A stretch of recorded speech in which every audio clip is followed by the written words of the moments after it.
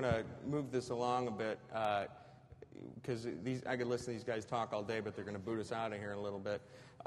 Speaking of naked money grabs, there was a proposal floated, or we call it a trial balloon, floated by one of the president's economic advisors, former Fed Chairman Volcker, floated the idea of a value-added tax.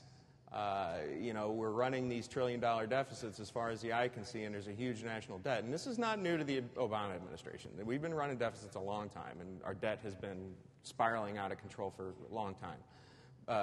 But the idea that we could generate more revenue through a value-added tax, and I guess I just kind of want to have a brief conversation, quick yes-no kind of answers and a brief description from each of you as to what do you think the chances of us seeing a value-added tax in the near term, midterm, long term are. Dorothy, we'll start with you. I think in the near term we're not going to see it for several reasons. It would, if they did it now, it would be an add-on to our existing income tax system.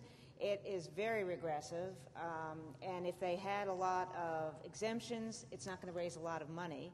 And I think so. I don't see it in the short term. I think some proponents of it say, look, we have one in Europe. Germany has a low corporate tax rate and a VAT. They have a 19% VAT.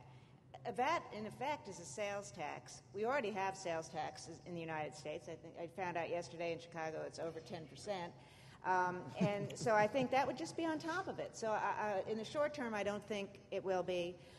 In terms of longer-term tax reform, I think there may be a debate about replacing our income tax system with a value-added tax, but I don't see it happening anytime soon. Jim? I agree. Kyle? On all counts.